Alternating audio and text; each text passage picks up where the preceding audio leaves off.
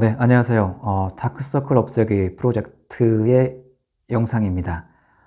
한 지금 여섯 번째, 일곱 번째, 제가 숫자를 세보진 않았지만은, 이제 그렇게 이제 진행이 되고 있는데요.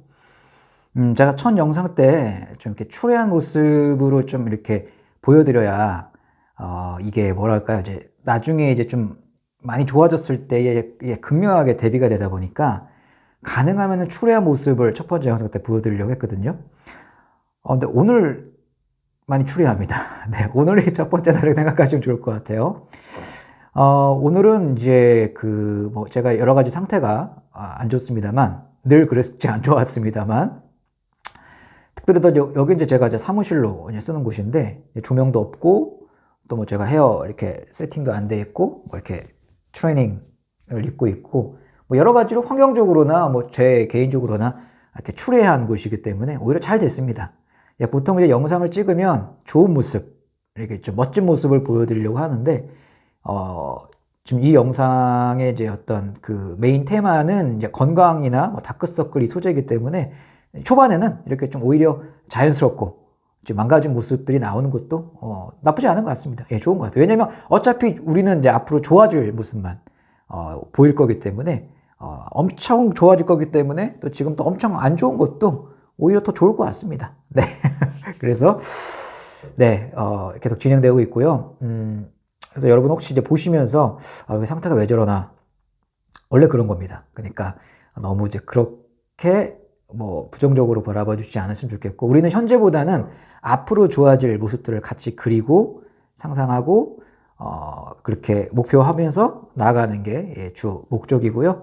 그러다 보니까 형식도 없고, 컷 편집도 없고, 그냥 생으로 라이브로 가는 겁니다. 주제도 없고요. 사실은 그냥 건강 그리고 다크서클이라는 메인 테마 하나를 가지고 그냥 내추럴하게 가는 것이 이 영상의 컨셉입니다. 오늘도 뭐 특별한 주제를 가지고 나온 게 일단 영상을 켰습니다. 네, 그냥 세팅 없이 그냥 영상을 켰고 이렇게 진행해보면서 여러 가지 이야기를 좀 해보려고 해요. 정말 100% 자연스러운 네, 컨셉이죠. 늘 제가 말씀드리지만 스트레스가 가장 우리의 주적입니다. 우리의 건강을 해치는 정말 가장 어쩌면 전부일 수 있어요. 스트레스입니다. 뭐 이렇게 깨지거나 뭐 부러지거나 피가 나는 것은 그런 외상들은요, 그걸 치료하면 돼요. 근데 그게 전부거든요. 근데 스트레스는 보이지가 않잖아요. 그러니까 바로 결과가 나오지가 않아요. 그러니까 우리가 인지를 못하죠. 근데 눈에 보여도 문제인데 보이지 않는데 거기다가 또 그게 엄청난 부정적인 결과를 이렇게 뽑아내거든요. 그러니까 스트레스가 정말 안 좋은 거죠. 차라리 눈에 보이면 그걸 빨리 개선할 텐데 보이지는 않고 또 속 안에서 엄청나게 안 좋은 부정적인 결과를 뽑아내서 그게 나중에 한 번에 신체적으로 나타난다는 것이죠. 바로 지금 저처럼요. 그래서 이 스트레스가 가장 무섭고 가장 경계해야 되고 가장 해결해야 될 진짜 문제고요. 이것만 해결되면 사실 뭐 부러지고 깨지고 피나고 이런 제외한 어떤 뭐 그런 속병이라든지 뭐 암 이런 거 다 저는 해결할 수 있다고 생각합니다.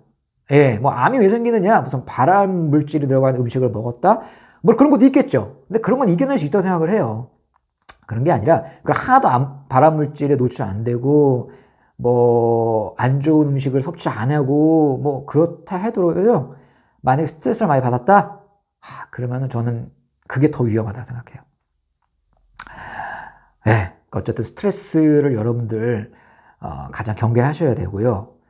자, 그러면 봅시다. 스트레스를 안 받을 수 있느냐? 전 세계에요. 스트레스를 안 받는 사람은요. 제가 단언컨대 0.0001%의 사람도 없을 겁니다.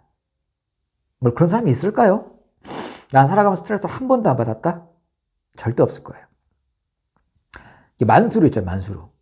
엄청 부자잖아요. 과연 그 사람은 스트레스가 없을까요? 예, 돈이 많은 사람이든, 뭐 신체가 건강한 사람이든, 누구나 다 스트레스를 갖고 있죠. 스트레스를 또 안 받을 거냐? 그거는 이제 어떤 우리의 그 자연의 어떤 섭리에 역행하는 거예요. 스트레스는 받는 게 정상입니다. 안 받을 수가 없어요. 그러니까 내가 스트레스 안 받아야지 안 받아야 그 자체가 스트레스거든요. 그러니까 스트레스는 받는 거예요. 근데 중요한 거는 스트레스를 안 받는 게 중요한 게 아니라 내가 스트레스를 어떻게 해소하냐가 중요한 거죠. 근데 우리는 그거를 해소를 제대로 못하기 때문에 항상 이렇게 문제가 생기는 거죠. 만약에 내가 스트레스를 이만큼을 받았어요. 크기가 뭐 요만큼을 받았어요. 근데 내가 해소를 이만큼 해주잖아요. 그럼 스트레스는 사실 제로인 거죠. 근데 스트레스를 내가 조금 받았어요. 근데 해소를 조금밖에 안 해줘요. 그럼 이거는 문제가 생기는 거죠. 어떤 얘기인지 아시겠죠? 그렇기 때문에 우리가 스트레스를 제가 경계해야 됩니다. 해결해야 됩니다. 하지만 이건 스트레스를 받지 마세요가 아니라 스트레스 받는 건 자연스러운 건데 이걸 내가 어떻게 내 나름의 방식으로 해결할 거냐가 중요하다는 것이죠. 뭐 어떤 분들 사실 운동이 제일 좋죠. 운동을 한다거나 또 정신운동도 필요하다고 생각해요. 정신운동. 제가 할 말이 많고 급하다 보니까 말이 자꾸 이렇게 씹히는데 정신운동 중요합니다. 신체 운동과 정신운동을 같이 해주셔야 돼요. 그러니까 신체 운동이 되면 사실 정신운동이 따라올 거고요. 또 반대로 정신운동을 하다 보면 신체 운동에 대한 필요성을 느낄 거예요. 이게 같이 상생하는 거거든요. 그러니까 윈윈이 되는 거예요. 그러니까 어느 한쪽이든 하나만 하시면 돼요. 내가 좀 몸 움직이는 게 지금 너무 귀찮고 시간적 여유가 없다? 그럼 정신운동, 그건 할 수 있잖아요. 어디서든지. 그거 하셔야 돼요. 또 나는 정신적인 나는 그런 거 잘 몰라. 그럼 신체 운동을 하다 보면 자연스럽게 정신운동도 하실 수 있다는 거죠. 여하튼 운동을 하셔야 스트레스가 해소가 됩니다. 오늘은 이제 스트레스와 운동에 대해서 얘기를 할 거예요. 자, 저 같은 경우도 사실 운동을 좋아하는 편입니다, 사실은. 근데 제가 최근이 아니죠. 꽤 오랜 시간 동안 운동을 안 했습니다. 운동을 너무 좋아하는데 운동을 안 했어요. 왜냐면 제 나름의 이제 핑계죠. 운동할 여유가 없다. 내가 요즘 운동할 때가 아니다. 약간 뭐 그런 게 있었어요. 그러다 보니까 운동을 안 했죠. 못했다기보다 안 했죠. 그러니까 거듭 말씀드리면 결과가 이렇습니다. 운동하셔야 돼요. 자, 그러니까 저 같은 경우는 이제 운동을 좋아하지만 운동을 하려면 제대로 해야지라는 주의거든요. 그러다 보니까 제대로 못할 것 같으면 아예 안 하는 거죠. 핑계인데. 여하튼 그런 사람에게는 저는 그래서 이제 나름 해본 뭐냐면 걷기 운동은 합니다. 왜냐면 걷기는 뭐 내가 잘할 필요도 없고 뭐 마음을 막 굳은 결심을 갖고 하는 게 아니잖아요. 그냥 자연스럽게 뭐 이렇게 산책하듯이 이렇게 하거든요. 또 마찬가지로 내가 이거를 뭐 몇 킬로를 걷겠다. 내가 어떤 코스로 산책을 하겠다. 뭘 계획을 세우고 뭐 그걸 체크하고 이러면 그게 스트레스거든요. 저는 그러니까 목적을 두지 않고 그냥 걷습니다. 걸으면 여러 가지가 좋은 것 같아요. 그래서 이제 걷기 운동이라도 하시면 좋고요. 사실 이제 뭐 이렇게 좀 땀도 흘리고 이제 숨도 이게 적당히 가파오르는 그런 운동을 하시는 게 제일 좋죠. 근력 운동이나 유산소 운동 등을 하시는 게 좋습니다. 근데 이제 저 같은 경우에 분들이 계시다면 걷기라도 하셔라. 그럼 이제 기분 전환도 됩니다. 저는 이제 걸으면 참 기분 전환이 되더라고요. 그리고 이제 정신건강 운동을 이제 많이 하려고 하죠. 이제 이런 거 많이 하셨는지 모르겠지만 자꾸 이제 입으로 나는 건강하다, 나는 행복하다, 뭐 이런 거를 해야 되는데 그게 잘 안 되죠. 근데 속으로는 자꾸 합니다. 나는 좋아질 거야. 나는 건강해. 나는 하는 일이 다 잘 될 거야. 나는 행복해. 라는 거를 자꾸 하고요. 또 제가 이제 블로그라는 걸 운영하는데 사실 블로그라는 게 어떤 목적, 뭐 수익 목적 이게 떠나서라도 제 정신 건강이 좋더라고요. 무슨 말이냐면 이제 블로그를 하는 분들의 목적이 대부분 비슷합니다. 이제 수익 창출이거든요. 그러다 보니까 서로 방문을 해서 이제 좀 약간 인위적인 그런 글들을 많이 남깁니다. 예를 들면 뭐 행복한 하루 되세요. 뭐 잘 보고 갑니다. 뭐 이런 걸 남겨요. 근데 저도 그렇거든요. 근데 그게 진짜 이게 보면 다 가식이라는 게 느껴지잖아요. 그런데 그게 효과가 있어요. 그게 뻔히 저 사람이 가짜라는 걸 알아요. 진심이 조금밖에 담기지 않는다는 걸 알고 있지만 그 글을 내가 받으면 내가 기분이 좋아져요. 진짜 내가 행복한 하루 보내야지. 근데 그 보내신 분의 의도와 상관없이 받는 사람은요, 그런 마음을 갖게 돼요. 저도 마찬가지로 약간 인위적으로, 뭐 행복하세요? 건강하세요? 뭐 좋은 하루 되세요? 이렇게 보내는데, 아마 받는 분은 또 거기서 어떤 진정성을 느낄 거라는 거죠. 그러니까 이렇게 서로 수익을 내기 위해서 오고 가는 약간 기계적인 어떤 커뮤니케이션이지만 이것만으로도 효과가 있다니까요. 저는 이렇게 블로그를 하면서 그렇게 정신건강 운동을 하는 것 같아요. 그러니까 저도 그런 글을 받고 또 저도 뭐 행복하세요? 좋은 하루 되세요? 뭐 건강하실 거예요? 뭐 건승하세요? 이런 걸 보내다 보니까 저도 좋고 요즘에 저 스스로가 이제 이 마인드셋이 되는 거잖아요. 그러니까 저 스스로에게 그 말을 하게 되고 또 다른 사람에게 그런 약간 축복의 메시지를 주다 보니까 또 그게 저한테 오는 거고 서로 좋더라고요. 그러니까 그런 것처럼. 이렇게 저는 이 블로그 타임을 통해서 그나마 이 정신건강, 왜 혼자 있으면 잘 못하니까 이렇게 합니다. 너무 좋은 것 같아요. 그러니까 여러분들 빈말이라도 좋은 말을 많이 하려고 하셔야 돼요. 예. 우리 막 그런 말 많이 하잖아요. 뭐 건강하세요. 뭐 행복하세요. 이게 참 얼마나 가식입니까? 근데 이 말에는 힘이 있잖아요. 그러니까 자꾸 좋은 말 해요. 뭐 왜 나쁜 말을 이렇게 합니까? 왜 부정적인 얘기를 해요? 좋을 거 하나도 없잖아요. 나도 좋을 게 없고 그 사람도 좋을 게 없어요.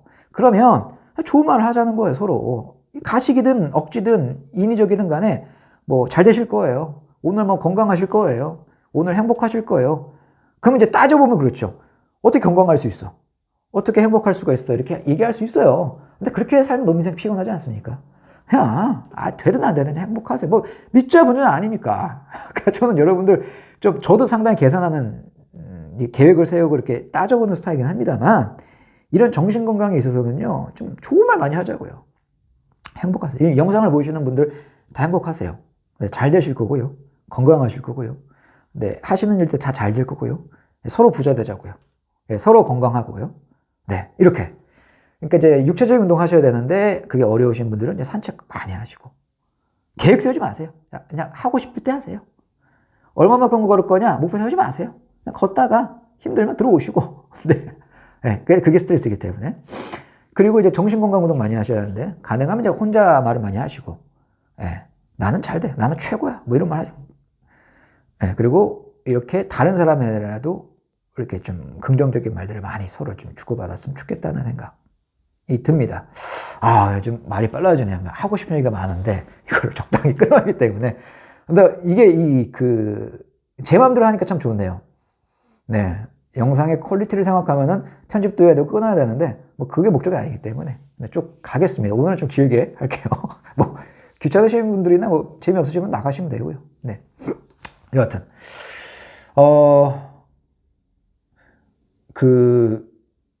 이렇게 소통을 하고 싶은데 사실은 좀 두려운 게 있어요. 뭐냐면 제가 이제 댓글 같은 거를 이제 막을 생각인데 왜 그러냐면 이제 우리나라 분들이 좀 안 좋은 게 뭐냐면 마치 이 댓글과 부정적인 비판의 글을 달으면 내가 마치 좀 뭐 약간 좀 뭐랄까 의식이 있고 뭔가 교양 수준이 있는 사람이라고 스스로가 착각을 하게끔 하는 좀 그런 아주 마약 같은 그런 게 있는 것 같아요.